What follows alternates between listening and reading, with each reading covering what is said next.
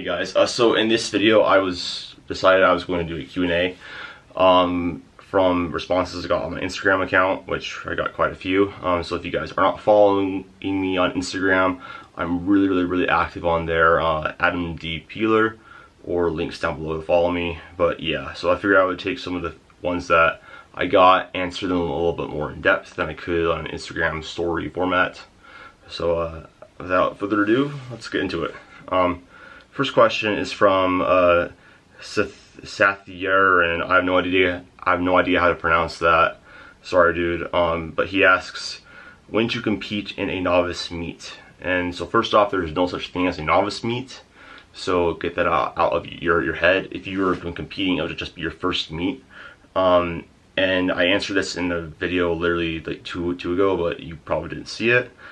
So I'll be really nice and answer that right now. Basically, whenever you feel confident enough to step on a platform and compete. So the only prerequisite for a meet is to be able to perform the squat, bench, and deadlift, pay registration fee, register for whatever federation you want to compete in, buy the equipment, and then go through a prep for it. So if you feel ready for that, that's something that you want to do, then go and do it. Everybody is super supportive there. It doesn't matter if you're benching 100 pounds or 400 pounds. Everybody is still, as supportive and as enthusiastic about you getting that weight up. So whenever you feel ready, man, go ahead and pull that trigger. So that's my answer to that. Mr. Back Guy says, who's your handsomest client? And I would say it's definitely not Back Guy. So sorry, man. Justin Burrow's only account says or asks, are higher rep sets less systemically fatiguing than low rep given they're the same RPE? Yes, they are, simply because the loads on the bar are less close to your 1 rep max. Essentially with intensity, it's a very linear relationship, with loads increasing towards your 1 rep max, and in terms of fatigue, the more close you are to your 1 rep max with your load, the more fatiguing every single rep will be, just because it's closer to what your body can absolutely do. So higher rep sets are less fatiguing. That's why you can do more volume and recover from it, as opposed to if you're just doing a ton of singles or like try and max it every single day, you burn out pretty fast. But if you're trying to do like sets of 10, then you're not going to feel as beat up, essentially from the nervous system perspective. So yeah, and that's what he's referring to when he says systemic fatigue. So good question. Carly Sundell asks, what kind of physique is achievable naturally in your opinion? This is really just dependent on the individual's genetics, how good of an eater they are, how good they are at putting on muscle mass. Everybody has different partitioning ratios. So basically you have some people who go into a surplus and they naturally just gain more size than other people. And there's a really broad spectrum. It's like you gotta think of it like height. Like most people are going to be within that middle range of pretty average height, but then you're going to have outliers on each end of the spectrum that are super short or super tall. It's the exact same thing with like physique and strength. So basically it really just depends on the individual, how long they've been training and how optimized it's been. I think Jared Feather is a perfect example of a bodybuilder at his peak naturally, who is a genetic outlier. He trained for 10 years to get to where he is. I'll pop a picture of him up on the screen. But that's achievable naturally. But it takes 10 years of lots of training and lots of consistency. So really, you just gotta be consistent and kind of see where it goes with it. Obviously, if somebody's like 5'6" and 240 pounds shredded on stage, they're not natural, but there are outliers in every single situation. And a lot of people seem to be concerned about whether or not somebody's natural or not, and I just don't see the utility in that. I don't see the point in it. Like, if they're natural, cool. If they're unnatural, cool. That's their choice. it doesn't affect you. That doesn't affect how you progress. My advice to anybody is to train, master the fundamentals, do them day in day out for years, and then see where you can go naturally. Like, that's the fun part about lifting, is just the process of it. If you don't enjoy the whole process of getting bigger and stronger, and like, you know, then like doing cuts to see like how freaky you can look and stuff like that, then like, you know, it's probably not for you. So just, you know, train hard, see how far that you can go, and that's my answer to that. The Real Jose 22 asks, are cheat meals good? You do cheat meals. What's your go-to if you do? And if you don't, why don't you? I don't think cheat meals are a good idea, simply because of the mental repercussions they generally have.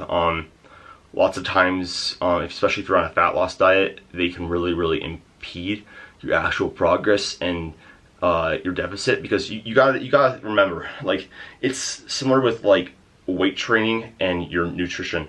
The whole day-to-day fluctuations in like nutrition don't matter as much. It's more about how consistent you are over time. If you are eating, you know, a 500 calories deficit, you know, 6 days of the week, but then on your 7th day you go and you have a 3,000 calorie, you know, binge over your maintenance, you basically negated those whole 500 calories of the deficit. So that's the biggest problem with him in terms of weight loss goals. Also psychologically, lots of people can have this whole mentality of binge purge, and it can lead to binge eating disorder and anorexia and lots of negative behaviors. That's personally not what I do. The reason why my biggest advice for somebody is, if you're cutting on so low calories that you just are losing your mind, like you feel super diet fatigue, you feel super deprived, that's probably because you're just really small and you don't have a lot of muscle mass. So I recommend for those people in those cases is to really get out of that deficit, go to maintenance for a couple weeks, and then go into a moderate calorie surplus of about 300 calories, and really focus on growing. Because like, if you're feeling that restricted and whatnot, like you have to have a cheat meal, and like your whole entire week is going towards that cheat meal as the highlight, like that's a very negative relationship to have with food. How I structure my nutrition is, I found meals and foods that I like, that I can eat every single day to help me achieve my fitness goals and help me to not feel deprived. And that does take some creativity in the kitchen and some self-experimentation. I've been doing this for 3 years, but at this point it's just second nature. And like, I don't cheat on my diet. I do not go off plan. I don't have an issue with that. Like, it boggles my mind when someone says I went off plan and I binge. I had no idea what happened. I just blacked out. Like, outside of an actual psychological disorder, you do have actually diagnosed binge eating disorder. At the end of the day, like, you chose to put the food in your mouth. So like, realize that it's all your, you know, that's all your choice. And cheat meals are not a very great idea. If you are going to have more of a free meal or like an off meal plan, or like whatever, like, usually it's not like, oh, all of a sudden, oh shit, there's pizza. Like, you'll generally know, like, in, you know, if you're going out to dinner or something, you can plan for that and bank calories, eat just mainly protein, carbs, and whatever, like protein and veggies or whatever, and then save a ton of like calories for that dinner or whatever, that event that you want to have for, and still like enjoy yourself. Like, food is not something that you should have a negative relationship with. It's not something that you should be like constantly thinking about food. You should not constantly be living for that one cheat meal, because a lot of people that do that approach, that's all that they can think about is, when is my next cheat meal. And something a little bit more morbid about this too, for the sake of example, with people like CIA agents who are being tortured, what they'll generally do is they will, you know, they'll beat them, they'll deprive them of food, they'll starve them, etc. For a extended period of time. And you know, if they don't break, then what they'll do is they'll give them a nice meal, give them a warm bed, give them be really nice to them. Say, change their whole approach to talking with them. And it's those little, and they'll kind of fluctuate in between that. And it's those little fluctuations in like the darkness and the better high points that kind of drive people insane and whatnot. And so it's a very similar thing with the cheat meals. Psychologically, that does happen. So I don't do them. I don't recommend that you do them. I recommend that you find a dietary approach that you can sustain. If you've been dieting for an extended period of time, like longer than 12 weeks, I would consider getting the hell out of a deficit and just growing or going into maintenance, having a diet break for about a month, and then go into a deficit again. I mean, if you feel like you can psychologically do it. But that's my long-winded rant about cheat meals. Z Moore says, I only have bar plus bench plus rack. What can I do instead of face pulls? So you can actually do face pulls with a bar pointing to your head. So instead of like having like a cable, you literally just get like on your bench, you lay down flat, and then you just pull the bar to your face. Same thing, just with the barbell. Harrison Strength asks, are you competing at USPA Nationals in August? Likely not, just because I don't really have an interest in not competing in front of a crowd, and with the coronavirus, it's probably not going to happen with there being a crowd, especially because it's in California. So probably not. I'm not sure what my next competition will be, but when I do decide, I'll let you guys know. And another question by The Real Jose is, do you recommend carb cycling on a cut? It depends on the individual. Some people enjoy having periods of higher calories, like on the weekend. And so that's when it could be useful. But again, you still need to adhere to like that weekly average of, you must be in a caloric deficit over time to lose actual appreciable amounts of tissue, because this whole fitness thing is not a short-term transient thing. It's you don't get jacked from one workout. You get jacked from multiple workouts, from multiple overloading sessions. You don't lose fat in like an appreciable amount of fat in one day. You lose a ton of fat over time with an extended period of deficit. You build muscle slowly over time with a moderate calorie surplus. That's how this stuff happens, and nothing happens that fast in one day. So just remember that. If you like having a little higher calorie days, then sure, you can have a little bit more carbs, but you're going to have lower calorie days on the days that you're not having those higher carbs. So, and I personally don't do that just because I like having things consistent. I train 6 days a week. I don't want to have my recovery impaired because I ate less on one day. So that's my whole opinion on that. Do it if you like it, if it's something that you can sustain while adhering to a calorie deficit over the week. So yeah, and this is the last question. I've been talking for about 15 minutes. From W. Wells, it says, favorite Muse album. My favorite Muse album is Reapers. I think that Drones. And my favorite song off of that one is Reapers. So yeah, I'm a huge Muse fan. I saw them last year in February, and I was with my friend, and we had like these nosebleed seats, and then we had some promoter come around, and he literally gave us like promotional seats to right next to the stage. So that was pretty awesome. But yeah, that's it for the Q&A. Thanks guys for watching. I'll play some workout footage from like this past week of like deload and like first day of my mesocycle. So if you guys want to watch that, you can. But until the next one, I'll see you guys later. Bye. You say I make you nervous, a tragedy, I'm a beautiful disaster, a reckoning. You wonder how I got this way. You think I'm someone to be saved, someone to clean up and tame. Oh, some things never change, never change. You think I would look pretty on your arm once you cover up my bruises and battle scars, but it always ends the same.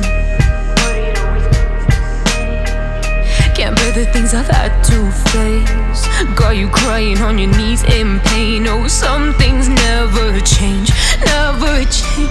Oh, you'll break your back to make me feel again. Suffocate to make me breathe again. Lose your mind from endless pain. Some things never change, never change. Oh, redemption never came. I stopped asking for forgiveness, 'cause you should know only fools tread with the angels. Fear to go, but you keep trying to get too close. Save myself by turning into stone. So save your judgment, 'cause you just don't know. But some things never change, never change. Oh, they say I should feel guilty and change my ways, leaving crumpled bodies in my wake. Swear I didn't mean to make them break. Swear I didn't mean to make them break. But they're so delicate and so mundane, and they keep coming like a moth to a flame. Oh, some things never change, never change. You'll break your back to make me feel again. Suffocate to make me breathe again. Lose your mind from endless pain. Some things never change, never change. Oh, redemption never came.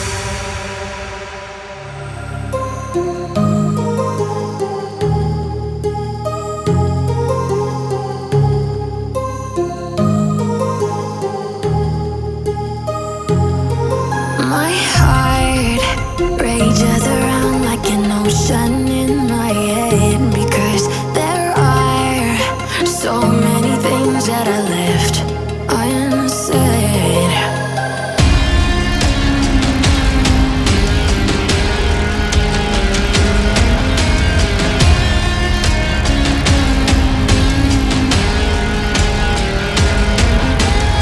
I can almost feel you walking in the distance, but I know that it's not reality. If you are echoing around inside these parallel dimensions all alone, know I'll find you in my dreams.